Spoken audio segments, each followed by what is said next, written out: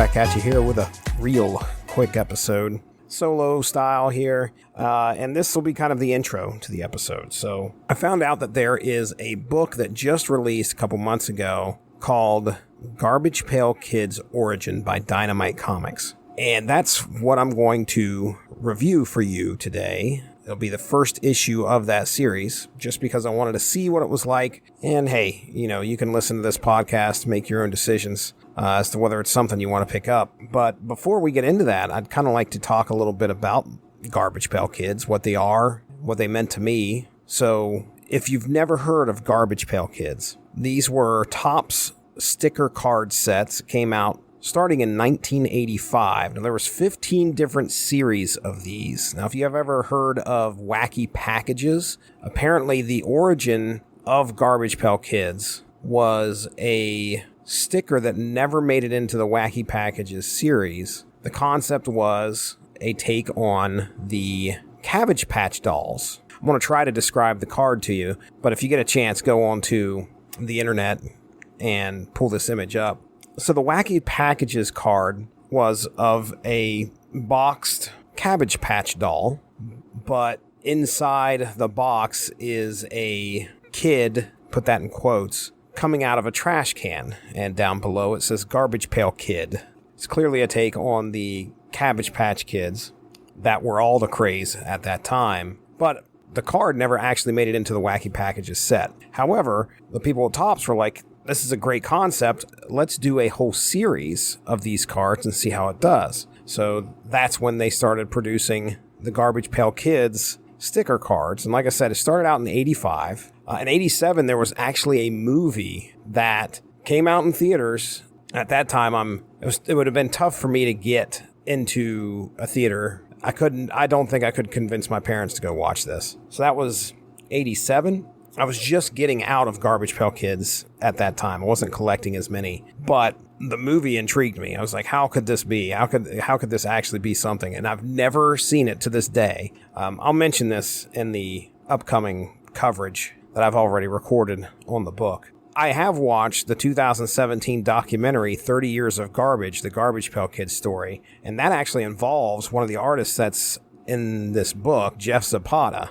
Now, personally, I can't recall the exact moment that I got into Garbage Pail Kids. I knew they had existed, and I think it was right around Series 3. So that puts it at about January of 86 when the third series drops. I know that I'm heavily into collecting by the fourth series, which, from what I saw, I think had released very shortly after that. They released 15 series of cards from 1985 to 1988.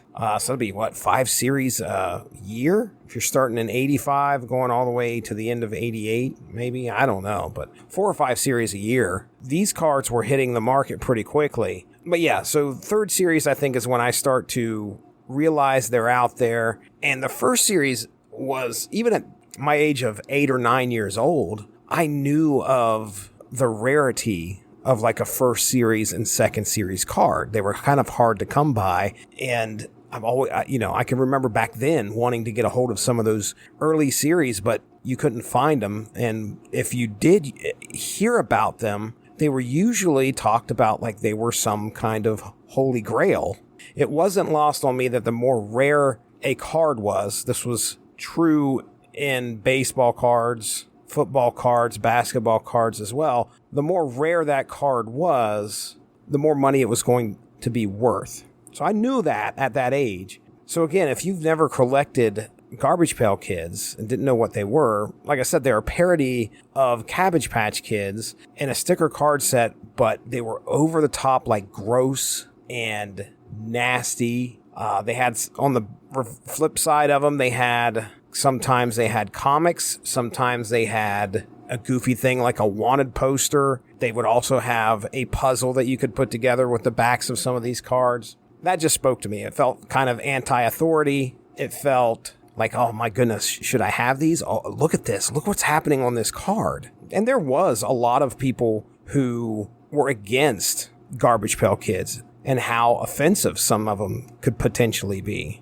Speaking of offensive, there is one that I gave to a friend of mine named Ty, and it's a Garbage Pail Kid from Well, it's 181B. That's the number up in the top right, called Necktie. And he actually asked me for the card. I can't remember. I think he either asked me for it or I had it and I gave it to him. I can't remember. Either way, he ended up with it. He played in a band and he put it on his guitar.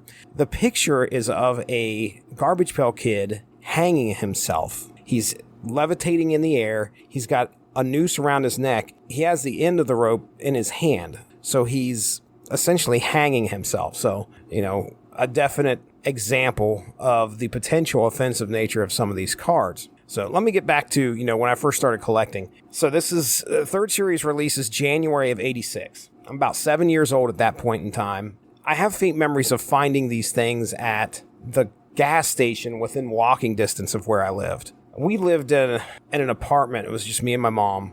It was probably like a year or two. We lived in this small apartment. There was a gas station within walking distance. Now, I didn't walk down there by myself, but, Mom would stop by there frequently, and I would go down there with her, obviously. And I'm pretty sure either at the counter or on one of the shelves sat a box full of Garbage Pail Kids, 25 cents a piece. And I can remember picking them up there. The other place I would usually pick these up at was KB Toys. It was KB Toys in the mall. Going to the mall was a big thing. Number one, it was about a half hour away. So it was rare that we left to go there unless it was some kind of special occasion. We wanted to go shopping for something. The mall had a couple really cool things when you were a kid in the 80s. That was the arcade and KB Toys. I distinctly remember going in there and buying plenty of 25-cent packages of Garbage Pail Kids. Over at gpk.com, I was kind of looking through the series, the 15 series that are there. I didn't collect all the way to the end. I stopped at some point, so I was trying to gauge where it was. And from what I can see, I think I stopped getting cards around Series 9. And that really isn't too long when you're looking at the length of collecting something, because Series 9 hits June of 1987. So I'm only collecting these things for, a year and a half? And then what ends up happening is a year and a half later, from June of 1987, December of 1988 is when the last series gets released. So at that time, I'm out of the game. I don't know. I looked at gpk.com and I didn't recognize too many of those cards at all from that point forward.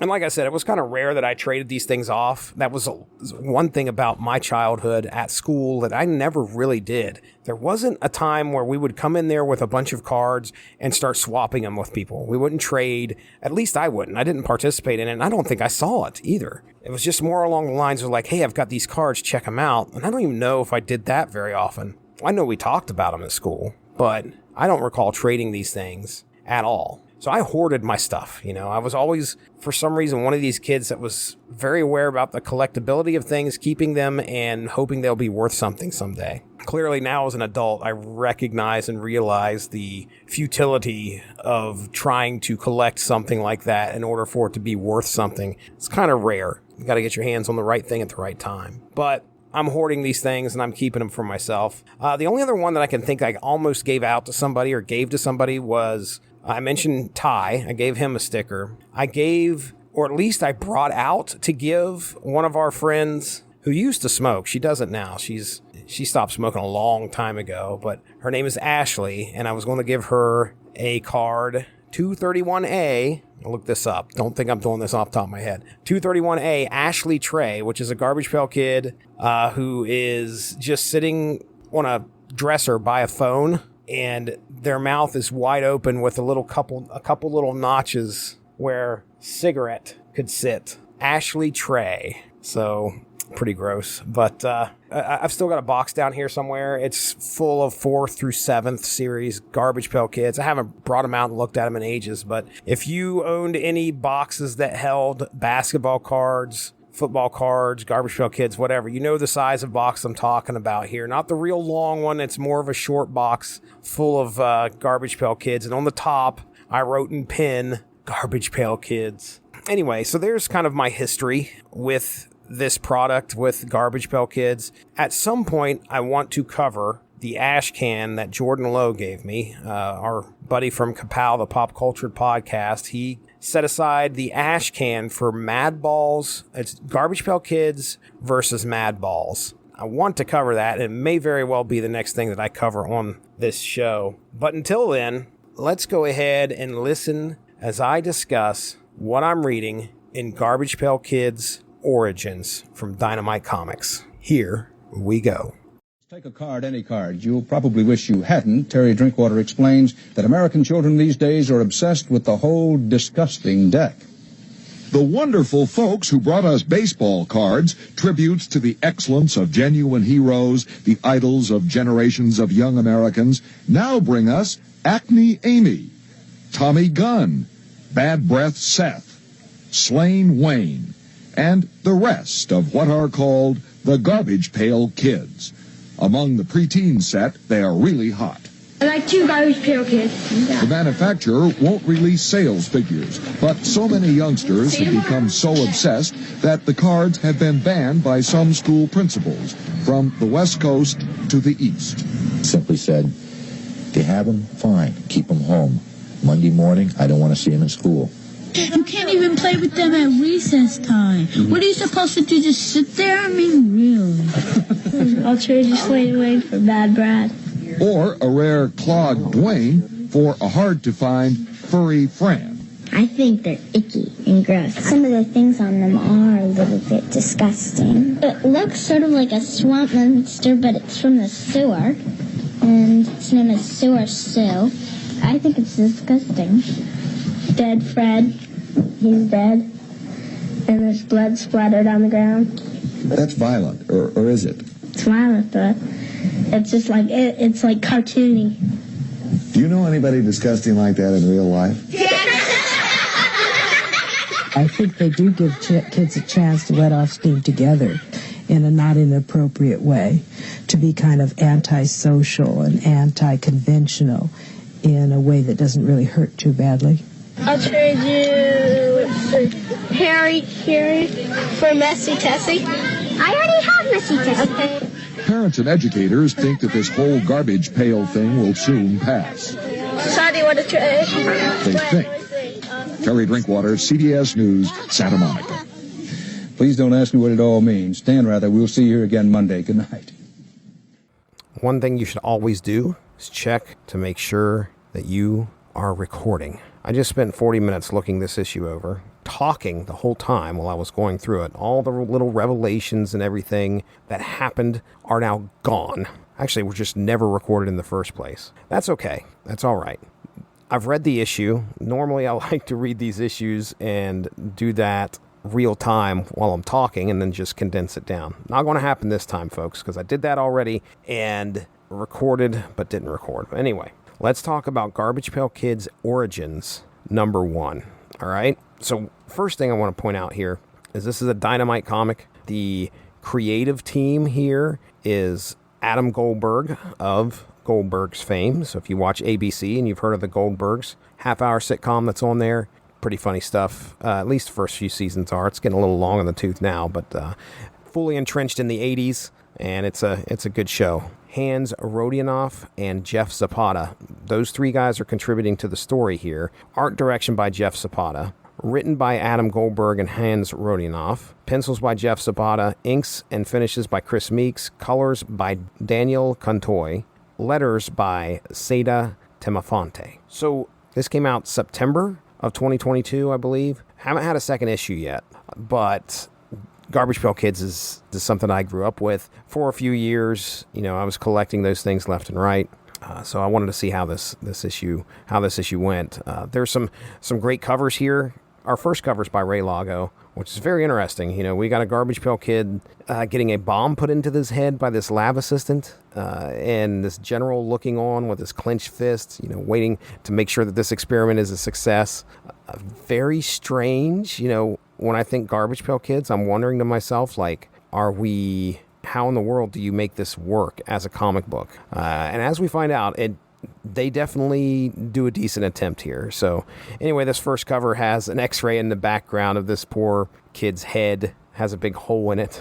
I don't know what they're doing, but they're placing a bomb in this kid's head. How is this going to work? It looks very real, like very realistic, except for the Garbage Pail Kid looking person on the table strapped down. But the other characters look very much realistic. Then our second cover is by Tom Bunk, which is a Garbage Pail Kid artist. You would recognize it immediately. It's very grotesque art. very much in the vein of of Garbage Pail Kids. You have the Atom Bomb, who is awake in this one, who's not under anesthesia. The other cover, he was out. This one, he's perfectly awake. His head is like flipped up open like a jar, and they're lowering a bomb into his head.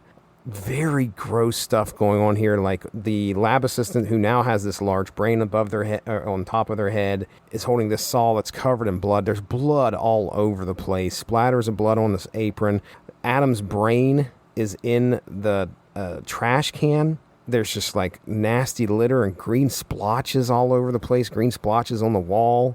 It's very grotesque. Our third cover here that I'm looking at has Atom Bomb with his head exploding, just kind of like the card, except there's stuff coming out of his hands. Now, at this point, I'm like, oh, okay. So, is he going to have superpowers? This art's by Jeff Zapata.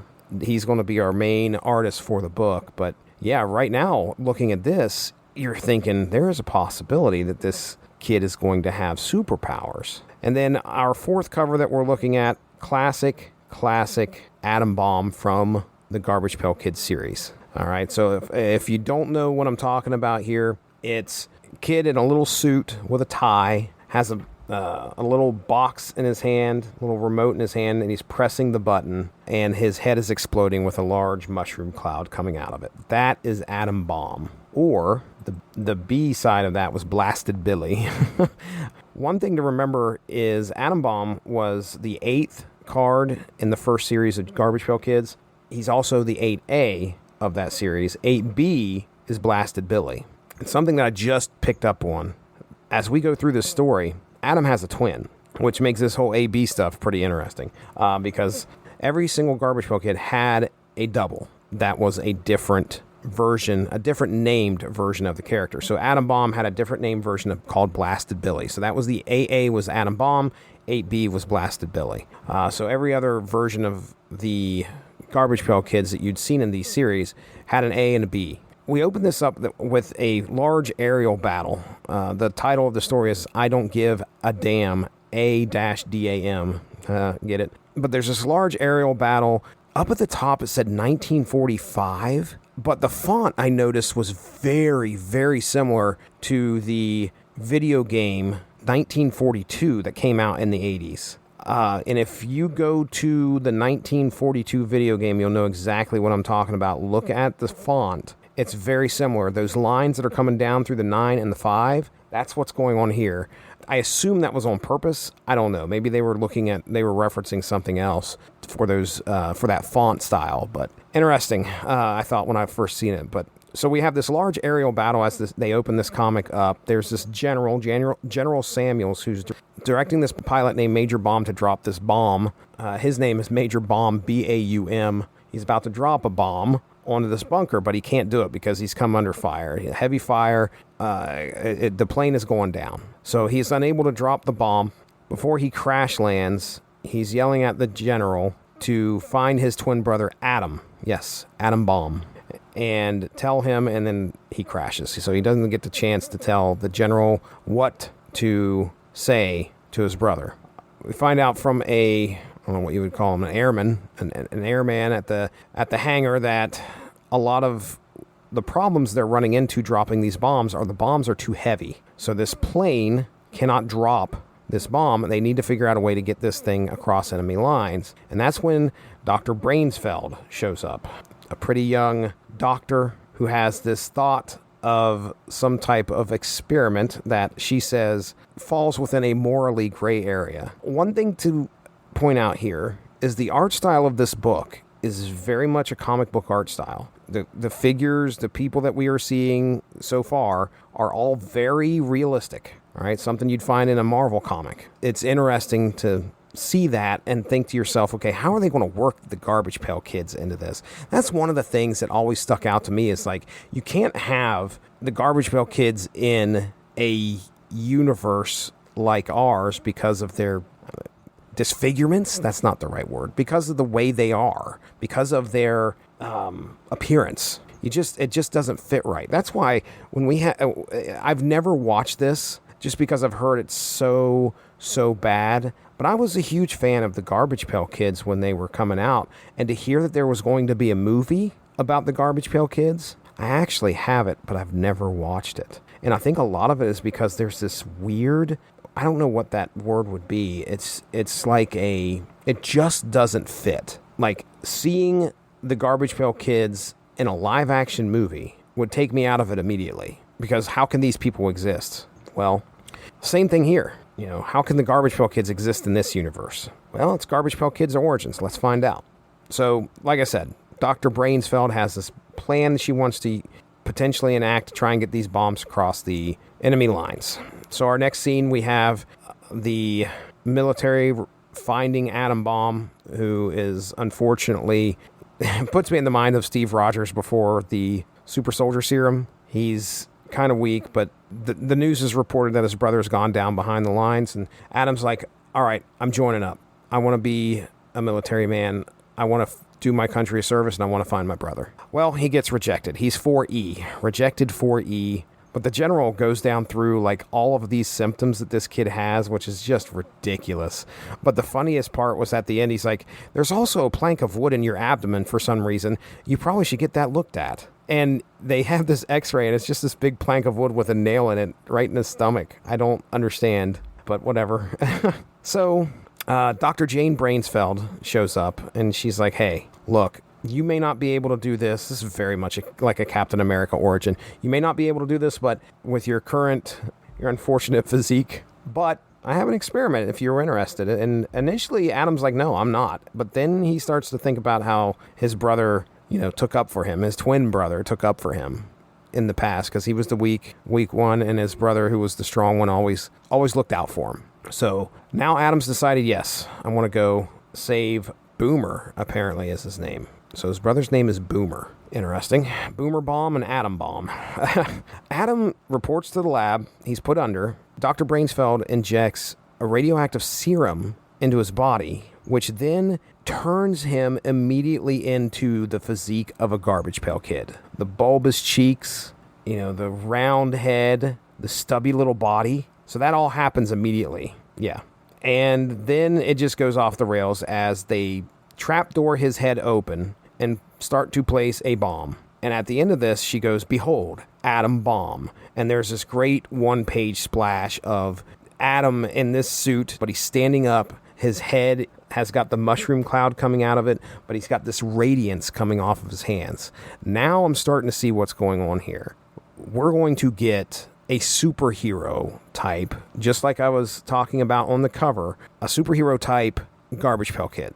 So our next scene is them taking Adam out to this testing facility so he can test out his powers. And this got pretty cool because as he's walking out there, he finds out that his code name is Subject 8A, which corresponds with the card from Garbage Pail Kids Series 1. 8A was Atom Bomb. And he goes, what happened to the first 7 subjects?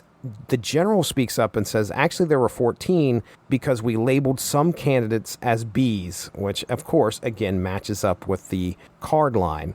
I started thinking, well, let's look at the first 7 cards and see what it was like prior to Adam showing up here. Very first Garbage Pail Kid, 1A and 1B, was Nasty Nick and Evil Eddie, which is the vampire Garbage Pail Kid. I don't know if you recall the card, but I'll describe it to you here real quick. It's a vampire-looking Garbage Pail Kid who has a Barbie doll in his arms, and he looks like he's, the classic vampire, has his cape out, and he's about to bite it looks like he's about to bite the Barbie doll. Second card, 2A and 2B, was Junk Food John and Ray Decay, which was a Garbage Pail Kid who did nothing but eat sweets and rotted his teeth. His 2 front teeth, the only 2 teeth that he has. Upchuck and Heavin' Steven are 3A and 3B, which is Garbage Pail Kid in a diaper. It looks like a baby who is doing it's throwing up like a building block, a fish. It's pretty nasty. 4A and 4B are Fryin' Brian and Electric Bill, which is a Garbage Pail Kid in an electric chair. 5A and 5B are Dead Ted and J Decay, the zombie Garbage Pail Kid. It's like a zombie coming out of a grave. Then Art Apart and Busted Bob make up 6A and 6B. This Garbage Pail Kid is just a doll whose arms made up of stuffing, and their arms and legs have been torn off and laid on the ground. And 7A and 7B are Stormy Heather and April Showers, which is a Garbage Pail Kid who is in the rain, has their umbrella up, but getting struck by lightning. Throw that into this universe. These first 7 subjects, are they out there? Do they all have superpowers, or did they escape, or did they all die? We don't know. Dr. Brainsfeld steps in and says that it's classified. So, all right, so back to Atom Bomb testing out his powers here. The one cover that I talked about has Atom Bomb, like, it almost looks like he's doing a Hadouken from Street Fighter, where he's shooting powers out of his hands. But actually what's happening, in at least right here, when he puts his hands out, actual bombs come out of his hands. So they're bombs that he can grab a hold of, that he can shoot, apparently. And he litters the testing facility with bombs, blowing up also military equipment that shouldn't have been blown up, but he's pretty explosive. As he's doing this, he finally is trying to get his powers under control and stop blowing things up. Blows up a tank, an aircraft, the latrine. He finally stops. Someone comes over. This is, I don't know who this is. This is like someone below the general who plans to try and help Adam get his powers under control. But this is where Dr. Brainsfeld mentions that he has a thermonuclear warhead inside his noggin. And at that point, because he thought of it, I guess, Adam's thermonuclear warhead comes out of his head and he accidentally arms it. So now everybody's scrambling, trying to figure out how to get away because he's running around with this armed thermonuclear bomb on his head. Yes. So everybody at this airfield, this testing facility, is running, trying to find cover. Adam finds a trash can and jumps into it. Yes, he finds a garbage pail and hides, thinking that it may have avoided it from exploding. Unfortunately, that is not the case. It explodes. It sends all this radioactive goo all over everybody there, blowing people backwards. General Samuels is thrown into the Uncle Sam poster, the classic Uncle Sam poster, which, by the way, he very much looks like Uncle Sam, but he phases into it in some weird way. The guy that was under General Samuels, that was going to help Adam controls or become a soldier, his flesh falls off. Dr. Brainsfeld starts grabbing her head. This airfield attendant named Roy gets covered in this goo. And as Adam comes out of the garbage pail, he starts to see that this radioactive substance has turned these people into Garbage Pail Kids. Now we have Dr. Brainsfeld, who has this huge bulbous brain on the top of her head, Brainy Janie from Series 1. General Samuels turns into Snooty Sam, the Garbage Pail Kid of Uncle Sam with his finger up his nose. Snooty Sam. We get Dead Ted here, the zombie Garbage Pail Kid. I don't know what his name is, but the guy that was under General Samuels is turned into Dead Ted. And Roy turns into Roy Bot, which is a Garbage Pail Kid that was parodying a Transformer. Now all 5 of these people are kind of looking around like, what just happened? Dr. Brainsfeld says, we've all turned into superheroes. Dead Ted has super strength, by the way. He throws a freaking tank. Roy Bot turns into a toaster. I don't know how that's going to help.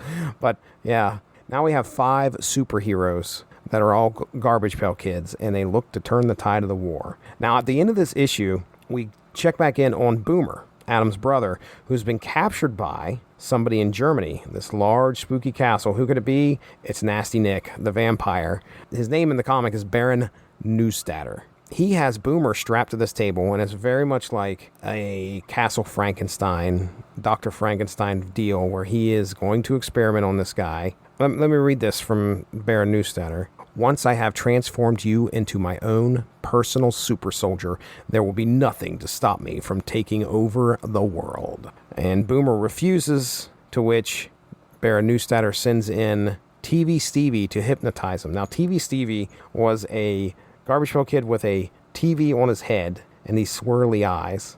Hypnotizes the victim. So Baron Neustadt with dreams of world conquest. And that's how we end the first issue. I mean, I was fairly intrigued and pleased with what I read here. I mean, I like the idea of Garbage Pail Kids actually having a superhero origin. I think this will be fun because, You can do that with so many of them. Now, does it fit well within a superhero universe? Well, I mean, there are plenty of characters in the Marvel and DC universe that have like powers that are very odd.